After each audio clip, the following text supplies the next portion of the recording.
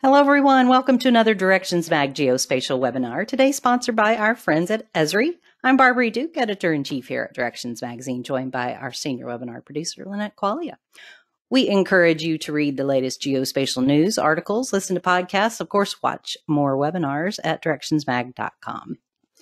So we are excited to have Brooke, Lucy, and Jim with us today to show us Esri Demographics and ArcGIS Living Atlas. Over to you, Brooke.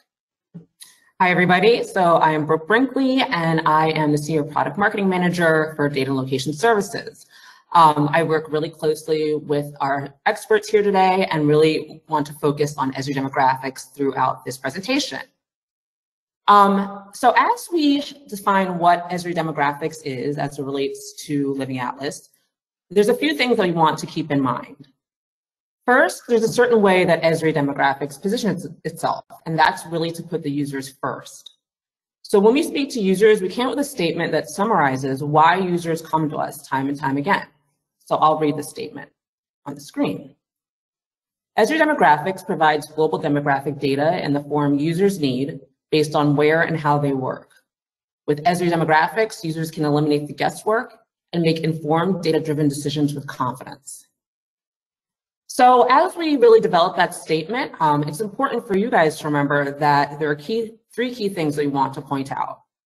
Users come to us for our flexibility, for the availability of our data, and that added confidence. Esri is the premier GIS company throughout the industry, and they really come to data for that assuredness and knowledge that we are going to provide them to help them get the answers that they need. So to give you a sense of what Esri Demographics offers, we have a list of capabilities on the right that you may or may not be familiar with. So we obviously offer ACS and Census data, but there are some really exciting other items that we have planned for the next 2 years that I want to focus on. These include a next-gen update to some of our Esri Tapestry segmentation data offerings and Esri Marketplace potential data offerings, further promotion of one of our really popular e-commerce products geared toward retail and real estate professionals called Esri Reports, a major focus on global data, particularly in Europe and countries such as Japan, and of course, our capstone Esri Updated Demographics offerings, which features annual updates of 5-year and current and 5-year forecasts, and features the work of our demographers and methodology experts. So the great thing about most of the Esri Demographics offerings featured in the previous slide is that you can find a lot of them in ArcGIS Living Atlas. So Living Atlas is one of Esri's most exciting and innovative offerings geared toward GIS professionals.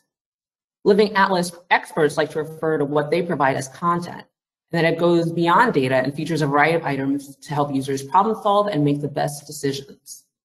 So I'm going to briefly read how Living Atlas defines itself. Living Atlas is a collection of maps, apps, and layers, and more from Esri and the global GIS community that feature curated and authoritative content. So this content can include demographic data, base maps, imagery, live feeds, and a host of other tools designed to help users augment, share, and scale their work. So when we consider what makes Living Atlas unique, there are really 3 things to highlight. First, Living Atlas content is a group effort. It's comprised of user, partner, and Esri content in a way that makes it really one of a kind. Second, Living Atlas is deeply integrated and integral to ArcGIS Pro, Enterprise, and Online, so you have access to the entire Esri capstone ecosystem in a way that's simple and really distinct to the full Esri experience. And then third, Living Atlas is included with your ArcGIS Online subscription. So users have full access to Living Atlas content to work, play, and discover in an environment that only Esri can provide. And just to kind of give you a little bit more information about Esri Demographics, I'm going to turn things over to Lucy Guerra, who is our Esri Demographic Product Manager. So hi, Lucy. And I'll give a brief intro and then have some questions for you. Perfect. Thanks, Brooke. My name is Lucy Guerra. I'm part of the product management organization at Esri. I focused on Esri's data and location services products and how they're integrated throughout the ArcGIS system. So one of the first things we wanted to talk about was who's using demographic data. And demographic and socioeconomic data are used quite broadly to support all kinds of activities. And regardless of whether you're a business trying to maximize profits or a community organization supporting policy improvements, at the core of it all are trying to better understand the people, their preferences, and the places all around them so that they can make more informed decisions. So for example, government agencies will use data to measure the impacts of policy or estimate future needs and ensure equitable programs. Nonprofits and charitable organizations will use data to help them find volunteers or donors or to better understand the communities that they serve. Small businesses need to understand the makeup and the needs of their target market areas to support their market research and their business plans.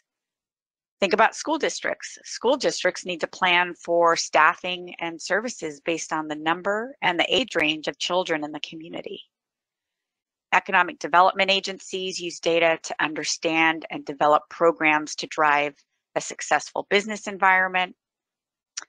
Retail businesses need to understand who their customers are, what they like to do, so that they can better plan their product and service offerings, better locate, make sure they're in the right places. And think about real estate companies. They're trying to identify areas for development based on the needs of an area, whether it's office space, industrial space, medical space, etc. So what I'm going to do next is hand things over to my colleague, Jim Harries, who's going to show us some examples of demographic data in action. Great. All right, let's do a quick little refresh of this page. My name is Jim Harries. I'm a geographer at Esri for the past 27 years, and I work on ArcGIS Living Atlas team. I'm a lot like many of you. I use the software every day, so I have a lot of empathy, which is a good start when trying to give a demonstration. And when it comes to Esri Demographics, I've been making maps of demographics since graduate school because I just thought the census data was fascinating. The fact that we have data about people and what could we do with it. So for example, on screen, you see a map of the mosquito fire in Placer County, California. This is Esri's new wildfire. And it tells you the characteristics of the fire. It's day 50 of this fire. There's 545 personnel assigned to it. And there's some acreage, 77,000 acres, which is large. That's a large fire. It has today's weather. And there's some demographic information in here from Esri, information about the population in the area. And you can't see the population in this particular map, but if you turn on a census block layer, you can kind of see where the fire boundary is relative to the more concentrated areas in this rural county. And so all this data is made available because the team that put this together said, you know, it's important for people to understand the nature of the risk and its physical proximity to where people and housing are. So how does that happen? Well, it happens because that layer is available. We have thousands of layers in ArcGIS Living Atlas of the world. Here I've just got a view of a couple dozen of them related to Esri demographics. So we've got population density and population growth and the average household income. If I were to click on this layer, and you all have access to everything I'm showing you today, if you have ArcGIS, whether you use Pro or online, you have access to Living Atlas as a resource. So in this case, I'll pop this map open. It's got a full description of where it came from and links to the methodology statement. This is the kind of quality information we look for in items in Living Atlas. We want you to know what this is so you can become confident that if you use it, that you know where it comes from and why it's a good source of information. So with just a couple of clicks, I can go to that map and see a visual display of population growth. In this case, green areas are growing and areas in a more tan or brown color are declining in population. So in downtown San Antonio, if I click on that area, I can see that it's predicted to grow 3.8% in the next 5 years, and previous decades' growth are shown also in this pop-up. Well, that information is also available in Pro. So if I pop over to, let's go to this one, go over to Pro, you all have access from the Map tab, or from a good place to go is the Catalog pane. And I'm going to open that up, and we'll take a quick look to see where can I get some additional data. So I'll click on Portal, and then over here on the right is Living Atlas. Now I've got some content I want to add to this map as well. I'm going to add some target EV, electric vehicle charging stations down here in LA, right? And so it's not that uncommon that we want to zoom in on an area. If I grab the right tool, we can actually do that. I say, if I grab the right tool, there we go. This is how you know this is not a recorded demo, because it's going to be full of errors.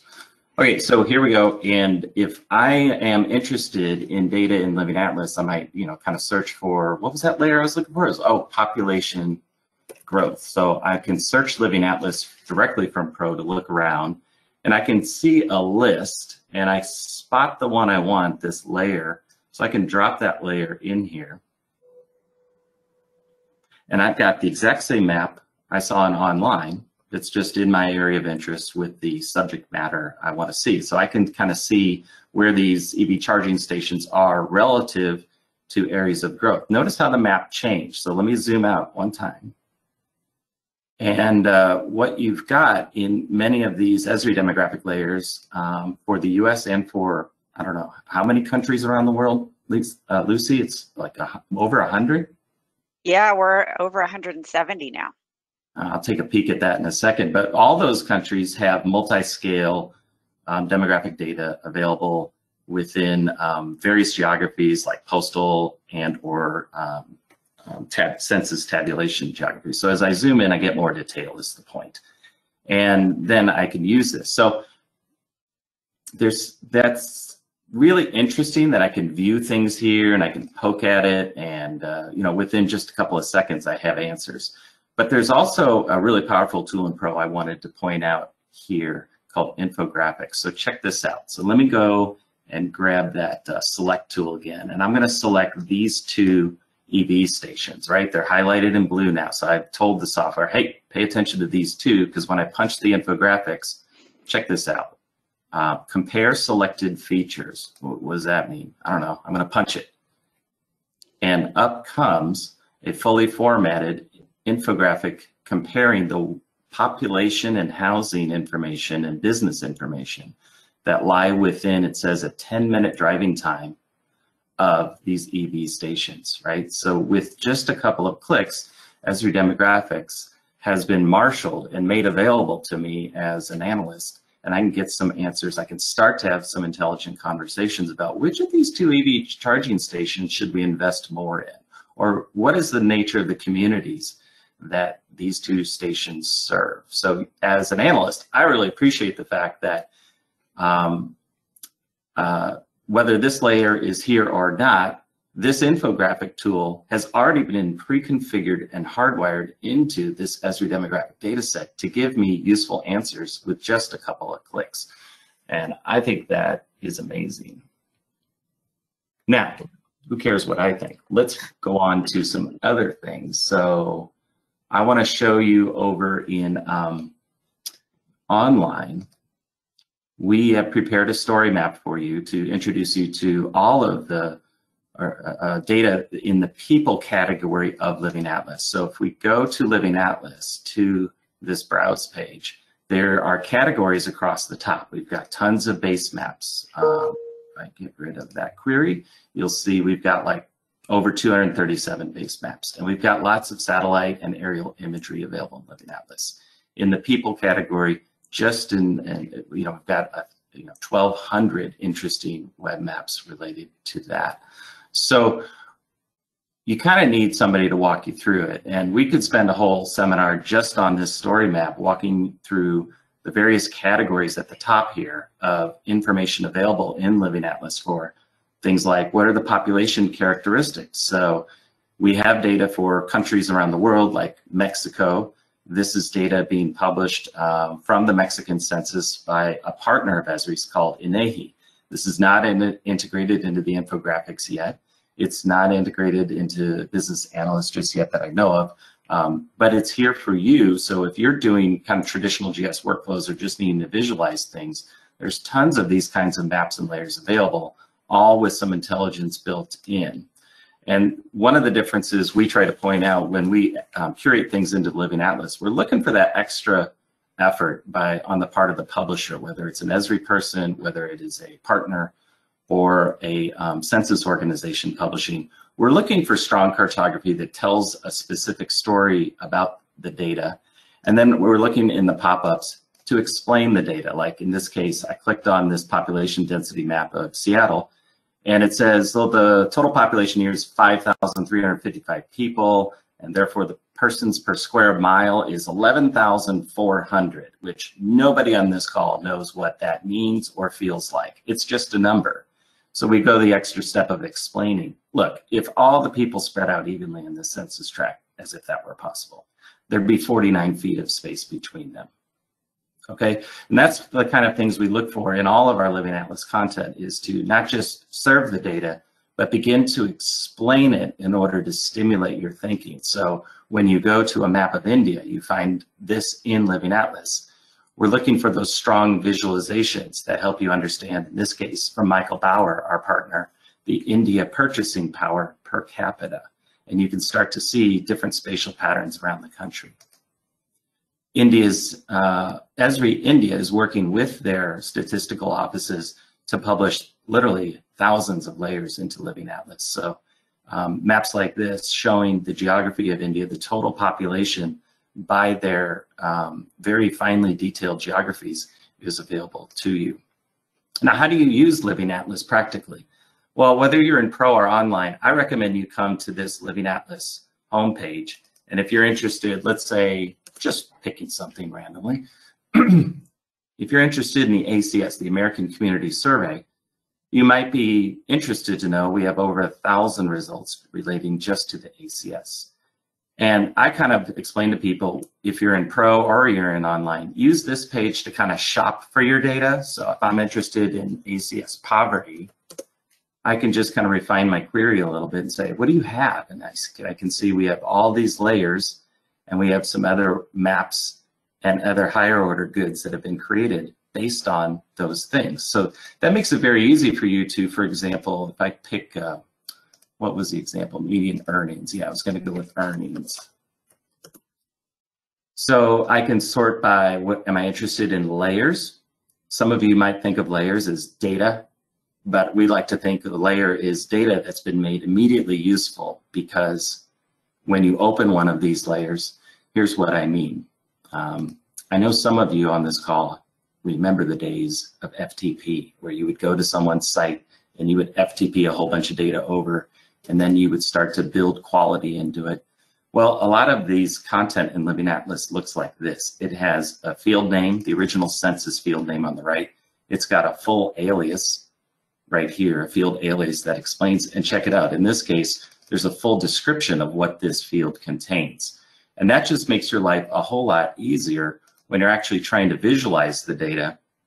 You can interact with those attributes at the time that you're doing things like choosing what fields to use. So all these fields, those nice aliases appear here, and the field descriptions appear here as well.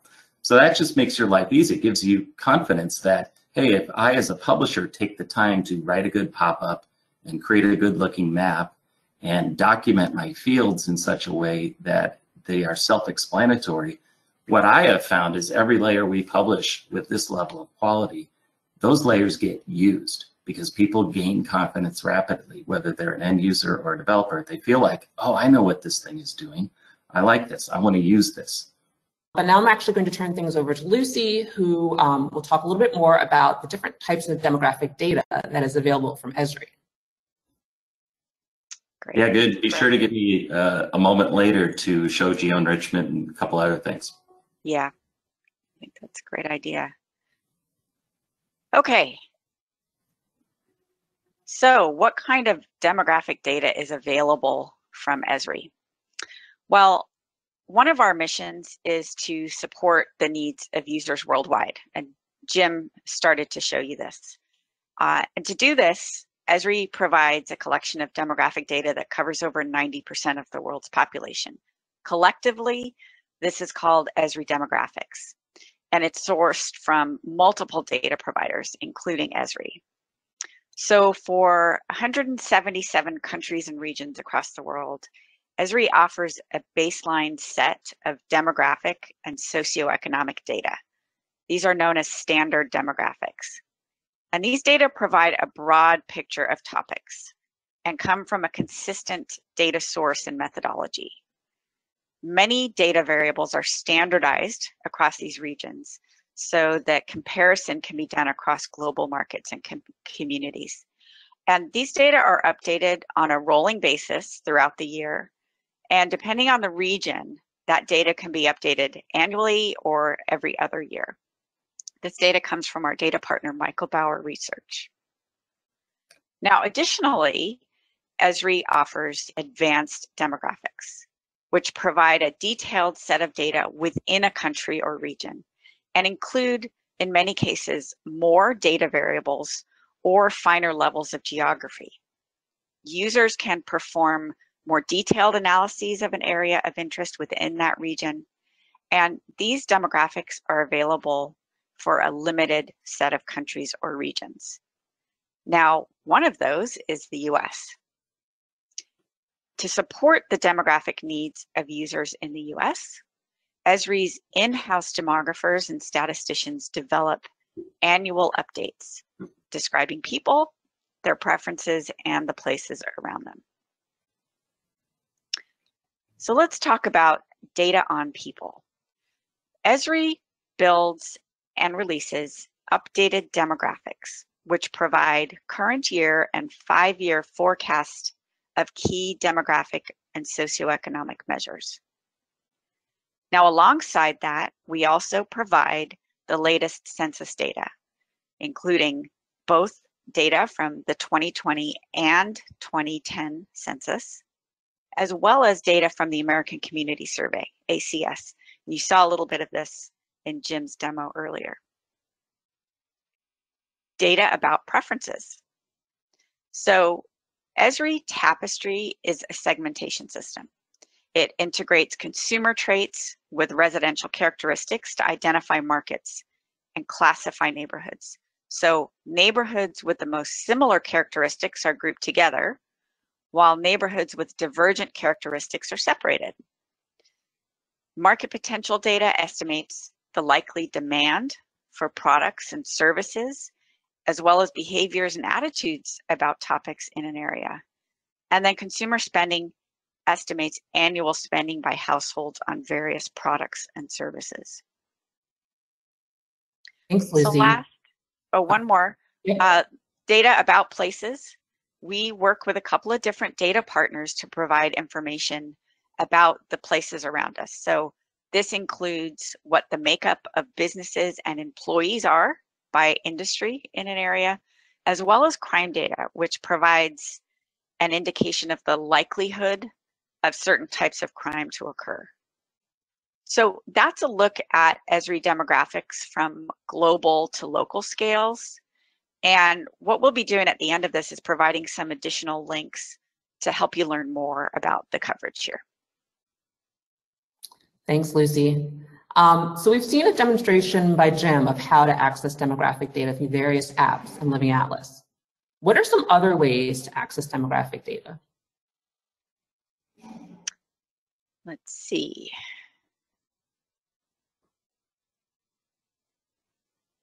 Yeah, I've got a few ways if you want to see them.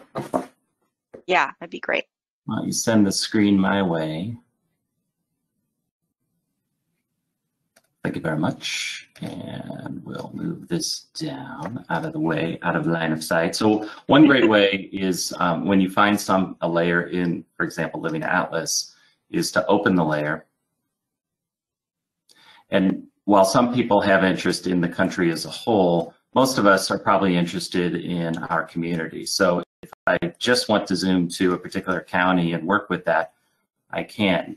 You've also got the option to apply filters to things. So if I only want to deal with those census tracts in St. Louis, for example, I might go pick, the county as my filter, and I might type in, let's see, do you think it's St. Louis County? Or is it St. period? There you go. So with just one quick little filter, now I've taken this nationwide layer and reduced it to, I just want to deal with these counties and analyze these counties. And you could do the same thing in Pro. So what's nice about that is I didn't have to FTP the data. I didn't have to QA what I downloaded. I didn't have to build any data. I didn't have to host any data. I just get to work starting to do analysis. This layer is yours to work with. That's what's special about Living Atlas. If you want to change it, you just choose the new field you would like to change. I'll change this to median earnings of transportation occupations, and it's going to query the data just for this county and allow me to start to map it, right? And if I want, I can hit save, and this is my map as of that moment. So think about how this accelerates your workflow. We get about 2 emails a week with people thanking us for having content in Living Atlas that a user needed at that moment, and they were able to save days or weeks of time because they didn't have to go download the data before they ever asked a question. You could still go download data, no problem with you doing that. And in many cases, you can use this data to extract and use locally, because we do recognize sometimes you need data on your local hard drive. But you don't have to wait till all that is done before you ever ask your first question. Another way people get data is, I'm here in Map Viewer Classic, is something called geo-enrichment. And you notice this is a section of my demo called I have no data, where do I start? Well, one way to start is open up Classic Map Viewer, and this analysis tool will be available in the new Map Viewer soon. And go to Data Enrichment and say Enrich Layers. And notice I have nothing on my map. Well, it recognizes that and it says, would you like to choose one? And you can go into Living Atlas analysis layers, and we've got all kinds of boundaries for the globe. We also have things like block groups for the US. And so I can grab these block group boundaries and add them to my map. And then I can go say, well, there's thousands and thousands of attributes out there. If I'm interested in the housing affordability index, or the percent of income available for a mortgage, or the total count of households, I can select each of those variables one at a time if I'd like. If I'm interested in rent, I can type the word rent and look around for some topics related to rent. And when I choose those things, right, I'll just choose a couple of these. Boom, boom. I'm going to go and extract those data sets for the current map extent. So if I just want to limit, I only need data for the St. Louis area, I want to include the city, or I just want to include kind of a neighborhood level, whatever scale you want, you can do that. It'll estimate the number of credits that's is required to do that. This is 21 whole credits, which I think if you divide by 10, that tells you it's like, I don't know, 20 cents or $2. I forget what I'm not the person to answer on that. But I'm going to suggest to you that my data, if I hit this button, it's now going to go extract this data from the authoritative source within ArcGIS Online, Living Atlas.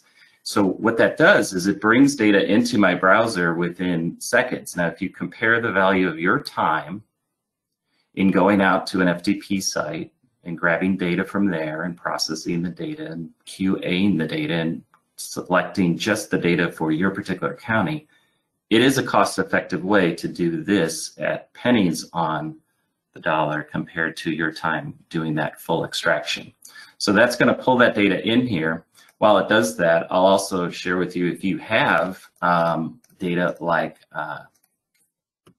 we'll go back to my NREL example. I'll pull my NREL points back in here.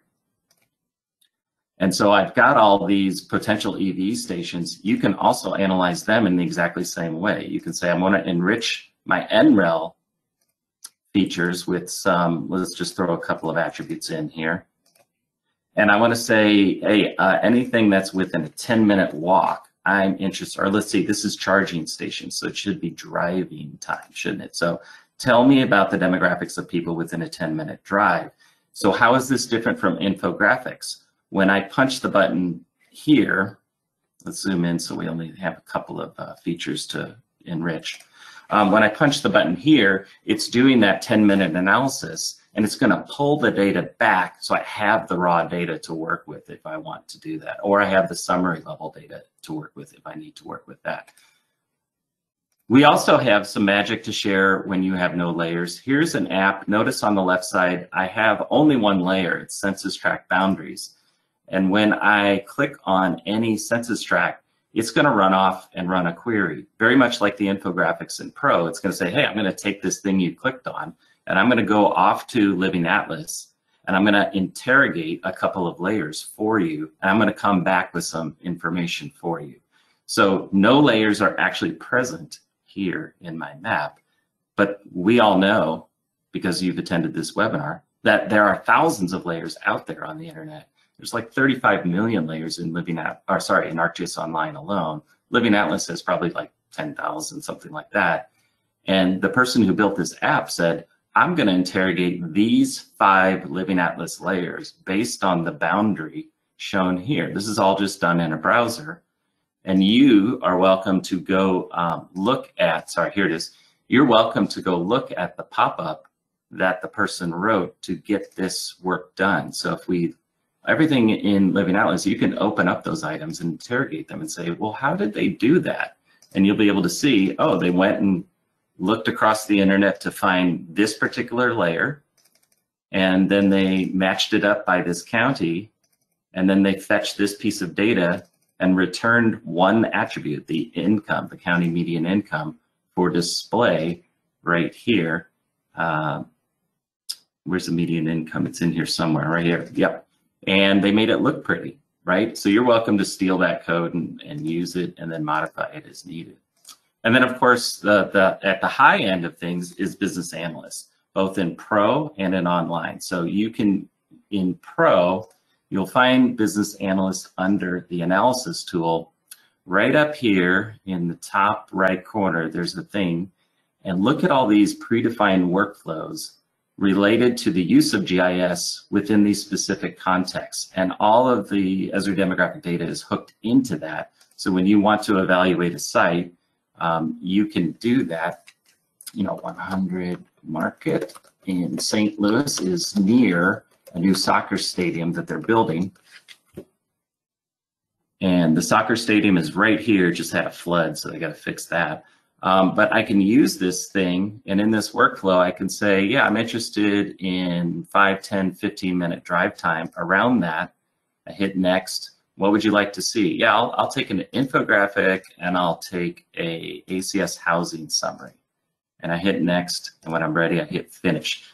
That is a very simple workflow. You can teach that to people in your organization who are not necessarily got a background in GIS, but they have responsibility for doing analysis of specific locations. And with just those few clicks, I've got this fully detailed information report. I've got a fully detailed infographic as before, but I also have some geographies to work with, and I can work and keep those work around. So the same thing with in ArcGIS Online, in Business Analyst Online rather, you can do the same kind of work to say, I'm trying to understand this area in St. Louis. And so it's really up to you. Would you rather work in an online environment, or would you like to work in a desktop environment? Well, the good news is the Esri demographics are available in both. So you're going to end up with the same results, the same options in either place. I think that's one of the most powerful parts about Living Atlas. And Esri demographic content in Living Atlas is whether you're just kind of fishing for data and getting started on your journey of understanding that data, or you're ready to work in a more constructed workflow. We've anticipated these are some of the more popular workflows you'll want. And this whole product has been built around the idea of we want to make your life easy when you're trying to do this analysis. Back to you, Lucy. Awesome. Thanks, Jim. Thanks, Lucy and Jim. So let's just pivot back. I see some questions coming in the chat about census. So I wanted to pivot back to Lucy for a little bit. And for data users in the US, the latest census release has been pivotal in the past couple of years. Lucy, what are some things that users should be aware of? Yes, absolutely.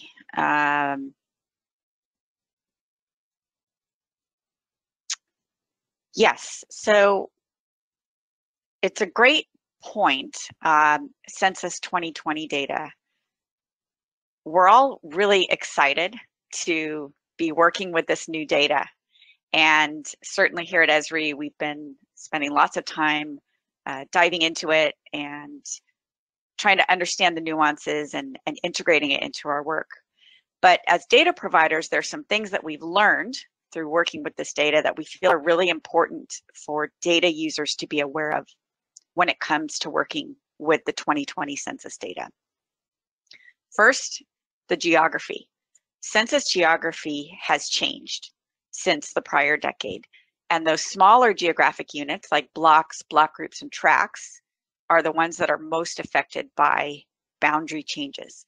And these changes were done in an effort to better represent settlement change over those 10 years in between the decennial census. In addition, the Census Bureau did some cleanup to correct and improve boundaries around traffic intersections and water features.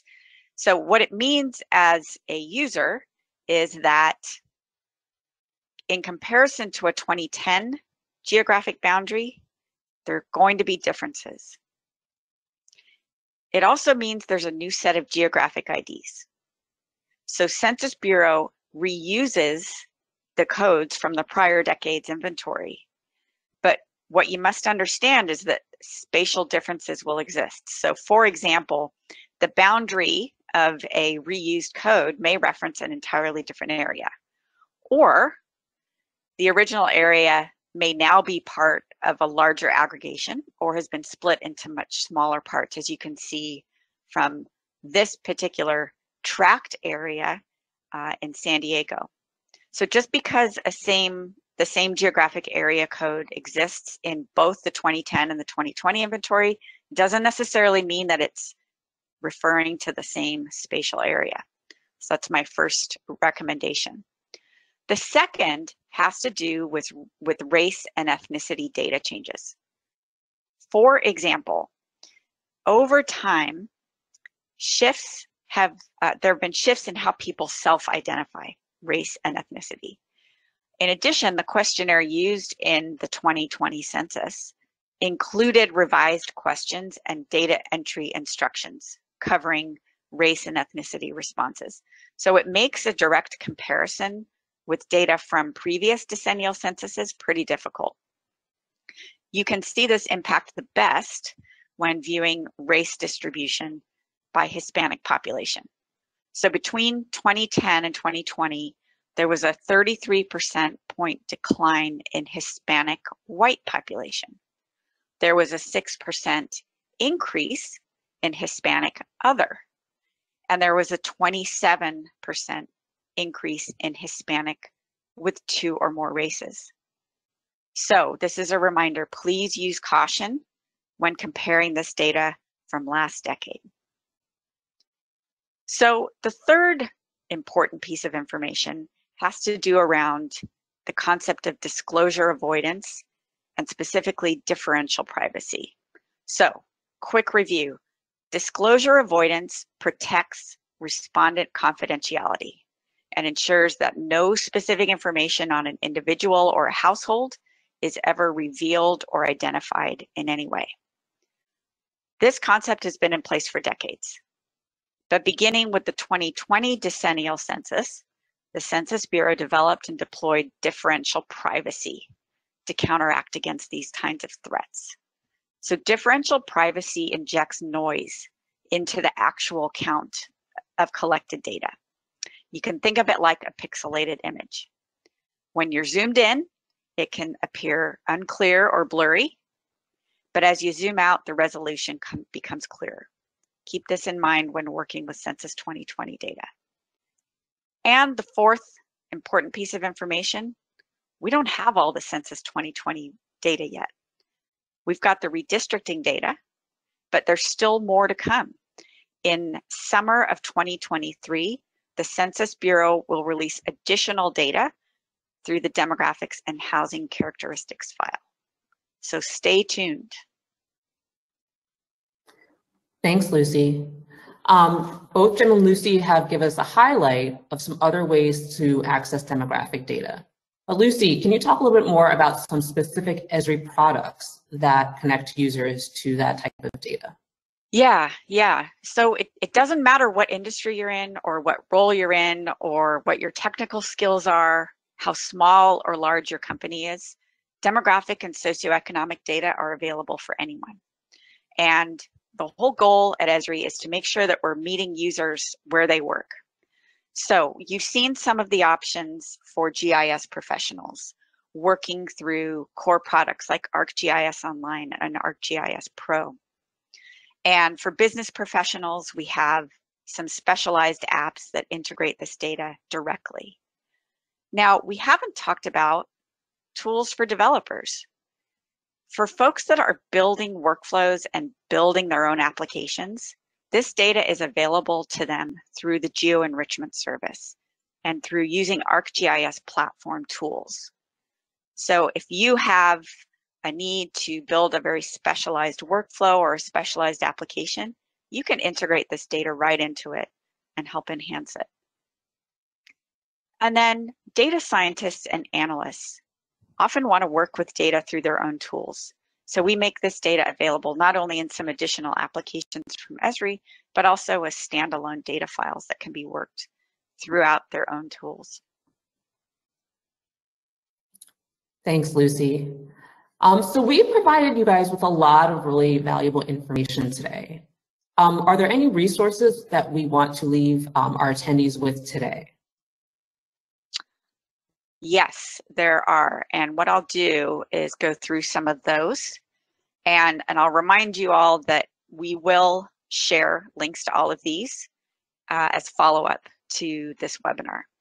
So the first area I wanted to draw your attention to is a set of learn lessons called Get Started with Demographics. And within these learn lessons, you can spend a little bit of your time reading and learning about the data we've talked about today, as well as some of the applications that can be solved with it. The second resource we'll be sending your way is one that Jim showed you earlier, and that is the story map on a tour of Living Atlas people. And you'll be able to spend some time walking through this story map and getting an idea of the different topics that are covered and exploring those with a little bit more detail.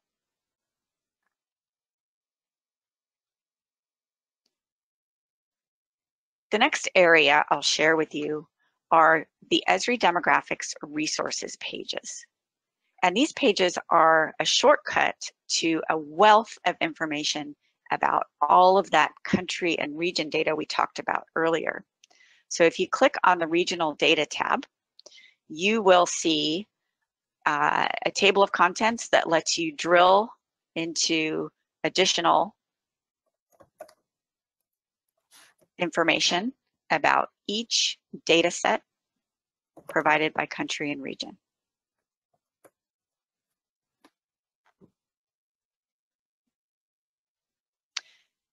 Now, this is a fun one. This is a demonstration application. It's called Know Your Neighborhood.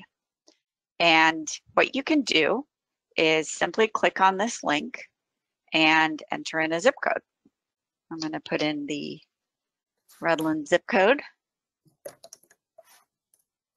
And this is a fun way to explore some of this data in an area that you're really familiar with.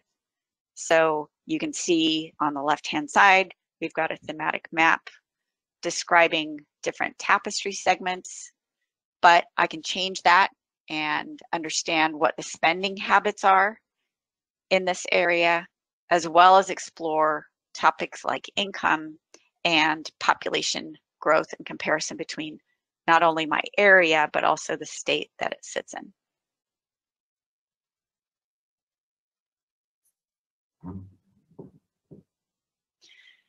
Now, Jim showed the data browser in some of his demonstrations, and I wanted to draw your attention to the data browser again.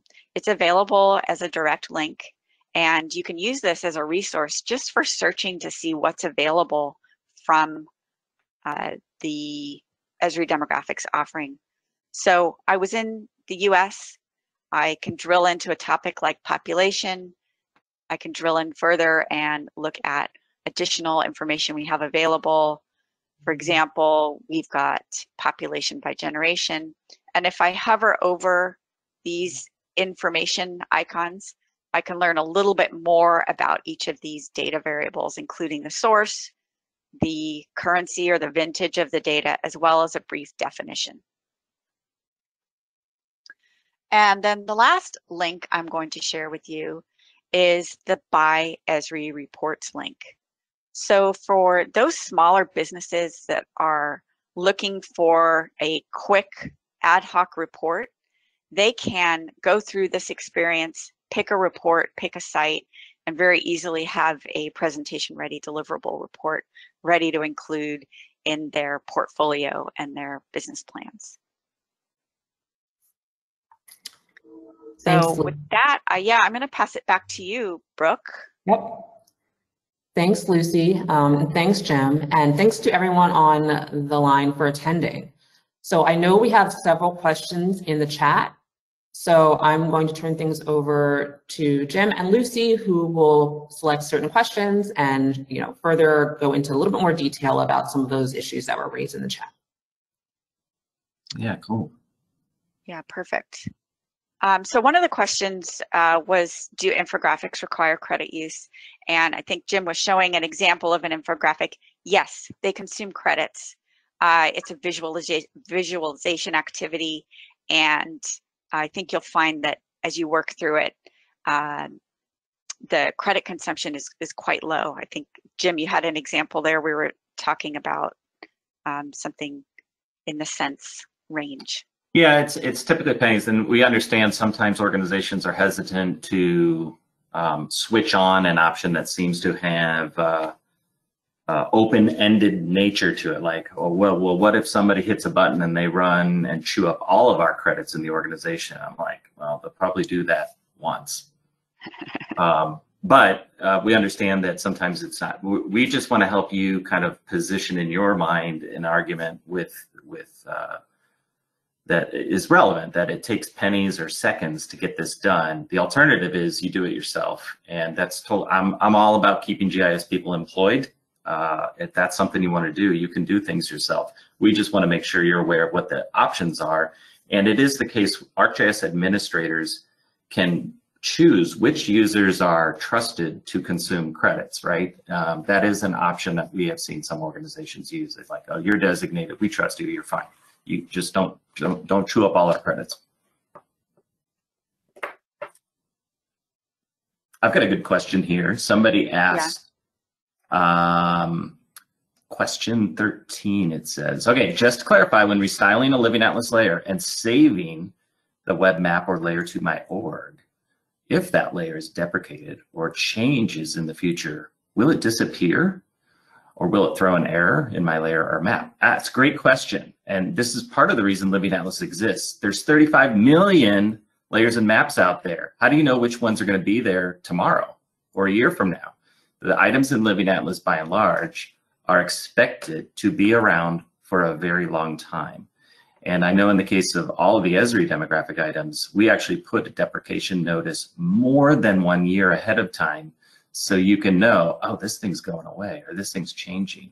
And the item description itself does give you an indication of when was this last updated?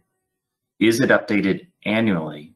And in our case, we use the ArcGIS blogs to communicate, for example, about the ACS updates. We have more than 100 ACS layers for each table that we chose to publish, with the table, the ACS table number indicated. Anyway, we update that every year, but we're very clear about that. We communicate, hey, each December, this thing's going to refresh, so go check your maps and do some updates to yourself. So that's a great question. That's someone who's aware, wow, is this thing going to be there tomorrow? Yeah, it should be. Yeah, excellent. I've got a question here. Are there plans to increase the population variables for the demographics in Africa? And I'm happy to say that we recently released demographic data for about 20 additional countries in Africa in the last release. And there'll be more information about that you'll find on those resources pages. Hey, question 15 was a good one. Who has access to demographic data? Who can use this data? Okay, I want to be real clear. When you go to Living Atlas, everything in there is accessible. You can touch it. You can look at it.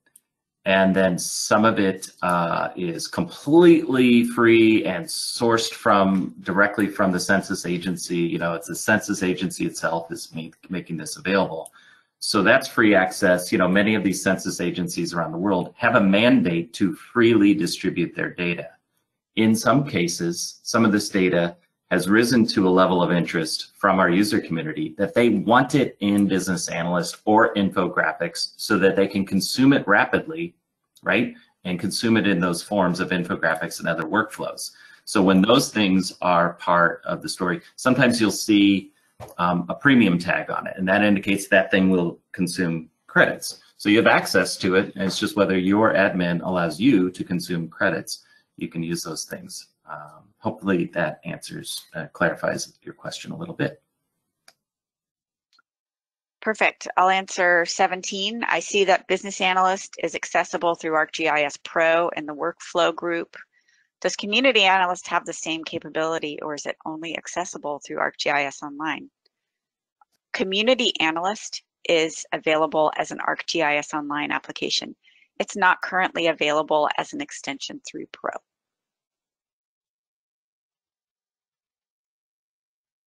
Question 18 is a good one. How can we fully utilize this demographic data without being able to do analysis on it, i.e. not being able to run geoprocessing tools? Do you have recommendations? Actually, I do.